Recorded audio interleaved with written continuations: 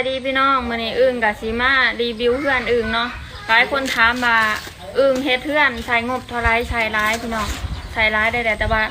ได้ซ้ำนี่พี่น้องเพราะว่าของบ้านเฮามันแพงแห้งพี่น้องทุกอย่างนี่พี่น้องฮู้บ่อึ้งเฮ็ดเพื่อนดังนี้ต่อเติมเครื่องนั้นนี่เบิดเท่าไรประมาณ500,000กว่าพุ่นนี้พี่น้อง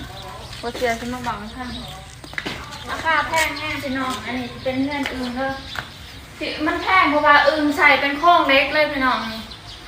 ทุกอย่างเป็นเล็กเลยแต่บ้านเงินในอึ่งมันท่านเห็ดยังแค่ต่อเติมแค่ปูกระเบื้องนี่ก็เบิดลายเนาะเนาะเบิดลายให้มีแรงเสร็จเขามาเพื่อนอึ่งนี่ประมาณนี้เลยพี่น้องหลายคนบอกว่าอึ่งมาหวานจนแห้งแมนขอบกว่าอึ่งจนแห้งพี่น้องนี่อึ่งบาอึ่งเห็ดไรจำเนี่ยก็ถือว่าอึ่งไม่แห้งสูดเลยเนาะเนาะนี่ขึ้นข้างบนข้างนี้อันนี้กะ